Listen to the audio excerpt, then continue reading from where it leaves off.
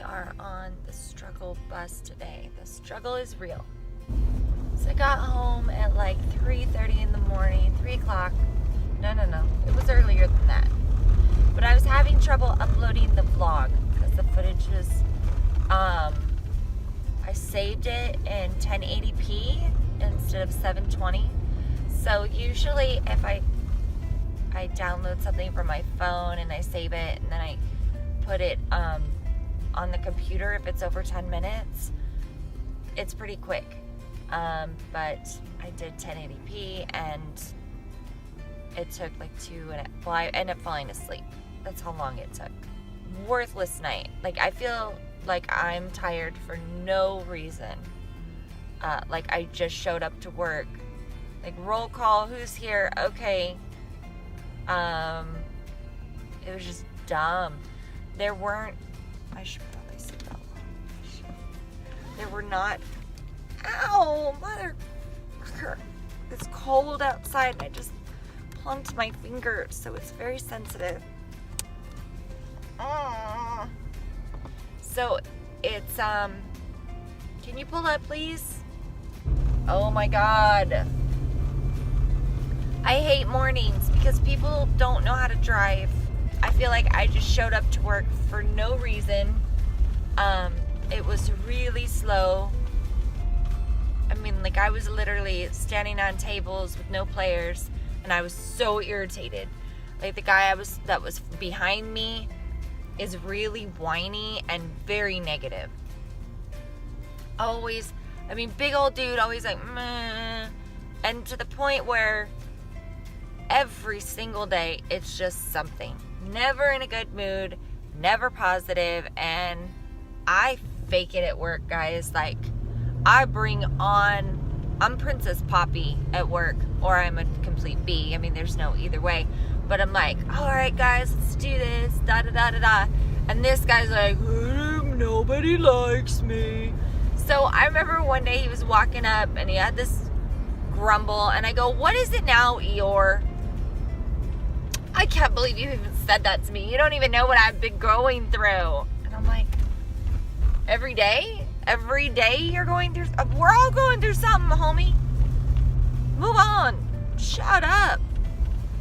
So he was following me all night long, and he like creeps up on my game. And with every job there's etiquette, but with dealers there's like unwritten laws that have to do with money and space, and he was breaking the laws, and it was making me mad. So I was just over it. So I've been working all night long, not making any money, mostly just standing there. And when I finally got to a table that could have been decent, all of a sudden I got this player that's betting 50-50, so $50 a hand and $50 a hand. I have a small card showing, I have a 4-up. And he hits his 12 and he hits his 13. And I would have busted. I'm like, you just donated $100. Technically $200 if you would have won the hand, which he would have. And I'm like, wait a minute. Did you just start playing stupid because I got here? Because I could hear the dealers making money ahead of me. And it was over and over and over again. And eventually I just took all his money. And I'm like, yeah, I need to go. I just need to go. I need to get out of here. So then I made it my whole mission to just keep my mouth shut. Don't talk. Because then I was going to be negative. And I just wanted to go home. I've had not so much two today, but two defining aha mommy moments. One was when I picked up my boy today, well, Troy and May. And May gets in the car and she tells me, Mom, Troy called that boy a gay boy and they got in a fight. So I looked at Troy and I go, did you say that? And he said, well, he was calling me that. And I was like, okay, but did you say it first? And he said, yeah. And I'm like, well, what do you expect then? And he's like, well, he tackled me. So I pulled out and I waited for the boys to get across the street so I could talk to the kids, because I don't need my kids to be getting in fights after school or having drama if that kid has a vengeance or something. So we pull over, I wait for the kids, and I get out of the car and I ask the kid to come over. And I said, hey, did my son call you a gay boy? And he said, yes. And I said, did you say it back? And he said, no. And I said, come on, kiddo. Like, I understand. He said it to you first, you know? And he's like, well, yeah, he did. And then I said it to him. First, he was trying to be like, oh, under my breath. And I'm like, come on, man. So, come here, baby. Come here. So he and I were talking, and I just said, did you tackle my son? And he said, yeah. And I said, listen, words hurt. I know that. I go, but you can't attack everybody that hurts your feelings. And I go, and especially, I asked how old he was, and he was older than my son. And I go, and especially being that he is younger than you. You could get in a lot of trouble, and someone could get hurt. And I said, you could be an example for a little boy like my son.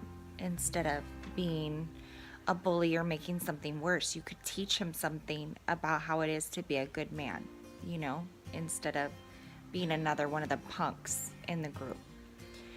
And I shook his hand because he had a buddy with him, and his buddy was standing far off. And I said, hey, are you his brother? And he said, no, we're just friends. And I go, then you need to come support your friend, back him up. And he kind of walked up. So at that point, I was talking to both of the boys, but I'm not saying I need to be their mom, but there's teachable moments. Like, these boys can learn how to take an issue and make it better, and my son can learn and see how these boys listen to me, and those boys became a teachable moment to my son too, you know. But it really taught me about how my bigger boys are almost abusive, and it sucks because of the way they talk to their little brother. And I told Troy, I said, if you think that your big brothers run their mouth at their school like they do here, you're crazy. I go, look at the size of your brothers. They're little. I go, look at Riley. He's tiny. He'd get his butt whooped if he run around at school talking the way that he does here.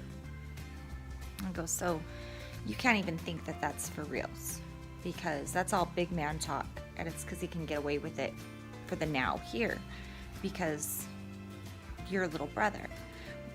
Troy and Ryan and Riley don't have the same dad, and Ryan and Riley's dad is not a big person at all. Yes, baby. Come here. Come here. Come here. Come here, Jim.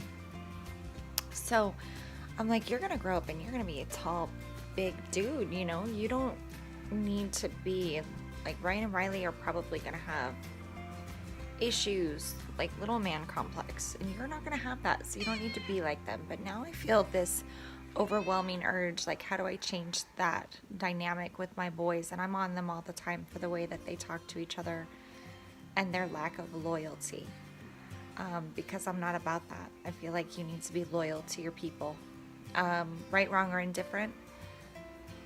But if my people don't like someone, then I usually don't like someone, because my people don't, and those are my people. Now, in real life, if I've met someone that's cool and my best friend doesn't like them, and I already feel like that person's cool, then I might be like, hey, you know, maybe you need to give this person a chance. But when my best friend has serious problems with someone, I have serious problems with someone. And I feel like it's the same thing with my family members that I'm close to. Now, I'm not close with people just because they're family either, though. My big sister is my hero, and the rest of my family members, not so much. So my other major issue that I'm dealing with right now is Melanie is a competition dancer. So we pay per competition to perform. She has costumes that have to be paid for, plus her monthly tuition. And then at the end of the year, they always have a recital in July. So anything to do with dance, I know that it comes, you know, with the territory that things pop up. I mean, like, they already want to give the girls like little solo pieces in their groups. So that's going to make the dance longer. So it's going to be $5 extra per competition, you know, and before you know it, it's an extra 40, 50 bucks. So, like I was saying, at the end of July, they do a big recital. It's all their competition numbers plus all their regular class. And they wear their competition costumes, and then they have costumes for each class that they participate in. Choose, you decide to do it. But it's $100 for the recital. You get 2 tickets. The performer gets a t-shirt and a video, a DVD. Well, my daughter was in both shows last year, so I would have had to buy an extra DVD anyway because she was in so many dances. I just found out, because I don't live at the studio like a lot of the dance moms do, which is good that they do. They spread the information to me. Sometimes I get snooty about it, but if I could be there, I would want to probably be a controlling dance mom too. But I can't be, so just found out that they're doing a winter recital. Now, last year recital, my love made a good point. He goes, "Oh, this is their moneymaker." And I was like, "What?" Because it's expensive to rent the big local high school and the lighting and all of that. But at $100 per kid, and it was 2 shows, you know, I'm sure that they made some money off of it because they do the pictures, they take the photos, they do the DVD, they have a background in photography. They used to do weddings and stuff. So I'm sure it's a lot of work. They get paid for it, which you should. But we just found out that they're doing a holiday, a winter, a Christmas recital. And it's cheaper. It's $60, and it's but you still have to buy costumes for it. And the deposit for it is due. The fee was due like on the 2nd, and I don't know when the packet went out. And the costume deposit is due by a certain time. Well, I already have a $300 costume deposit for team, plus, you know, what we pay per month. And it's like December 10th. There's extra rehearsals, blah, blah, blah. And for the first time ever, I told May no. I was like, "No, we're not doing it." And she kind of was like, I'm like, "No, for the month of October alone, it's already going to be $200, $500, I think about $650. And if you've seen any part of my house isn't decorated. I don't have fancy things. We have a new car, that's a 2015 new, that we have a payment on. And you know, I don't put a lot of money into decorating my house. We don't go out to eat. I mean, like, Maze is one of our biggest expenses, but she's passionate about what she does. And the minute that she isn't anymore, then we stop doing it, you know? But it's so unnecessary to me. Like, they're just doing their core classes. It's not for team. And last year, I felt like the core classes numbers were some of the weakest ones because we had already been at competition in Vegas. The girls had been gone. So they were okay, but they weren't polished and perfect, and selling tickets at $15 a piece to friends and family, which it kind of makes sense to me because the studio lost a lot of their senior girls, the older girls that graduated high school. Like, that whole team is gone. And what better way to, you know, bring in more funds than to do something like this, which it's not so much like the girls are kind of paying for the space, if you will, for their $60 a piece. There's boys that dance too. And they're essentially paying for their own costumes. I don't think that the studio makes anything off the costumes, but then the tickets for all the friends and family that want to come support the girls, I think, will make the studio, the couple that runs it, money, which is fine, but I can choose not to do it. And it's so hard because my daughter's passionate about it. She loves it. It's going to be hard for her, being that all her teammates are going to be doing their core classes, but no, it's right before Christmas. Like, It is hard to do Christmas with 5 kids. We make it happen every year. I don't go nuts, but think about it. If I spend $200 per kid, which we well go over that, that's $1,000. And every year I get more and more behind. Like, I rob Peter to pay Paul, and most of the time the kids aren't grateful for shit anyway. So that's kind of been where my headspace has been at.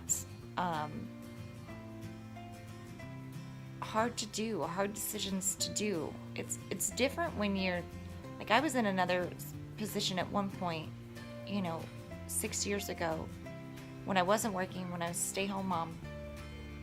There wouldn't even be a question. It's just like, we can't afford it. Now, it's not that we can afford it, but we make it happen. And you're constantly like, oh shit, I didn't pay the trash bill, and now I have to call them and pay it Saturday instead of before on time. And then, I could totally stop buying makeup, but that shit ain't gonna happen. That's lies. It's lies. But I definitely don't buy everything, and I stay off of trend mood as much as possible, because all of the new holiday releases are so exciting, but how much of that are you going to use? Like, I really was eyeballing the Viseart new Pro palette, but I'm not doing enough professional makeup right now. I haven't done a gig in a while, and I'd like to start going in that direction again, because I don't like my job. And there's not to say there's anything wrong with my job. It is a great job, especially for the skill set. I mean, people make wicked good money. I get too in my head, and I don't feel like it's just not worth it to me to do something that keeps me away from my family that I hate. The greed, the sloth, I get judgy. I look at these people and I'm like, you're on welfare and you're betting $100 to $200 a hand. And I know they are, because their Players Club is right next to their EBT card. And, I can't afford to buy Twinkies today because I made $30 last night, and I don't want to be that way. And my job makes me feel that way. I have the kind of job that can make you hate people. Like, hate people. Where you're like, I don't want to go out. There's a lot of the people that I work with that have, I think it's called agoraphobia, like they don't want to go out into public, because we deal with the public in its truest, rawest form. So you see people at their highest, and you see them at their lowest. And sometimes I feel like I'm a drug dealer, because I'm distributing the drug of the gamble. And it can be very taxing on the mind. If you can let all that go, there are dealers that make incredible amounts of money. And I just never really fell into that category, because I think too much. I'm too much about, when I leave work, if I haven't made a lot of money, then what have I done for the day? Am I proud of what I do? And I'm not. But if you are someone that works to live, works to enjoy your life, then it works. But I want more than that. I want to be proud of myself at the end of the day. And right now, if I don't make money, I had a shitty night. Instead of just going to work and enjoying people, sometimes I make great connections as far as emotional connections with people. But it's a crazy business.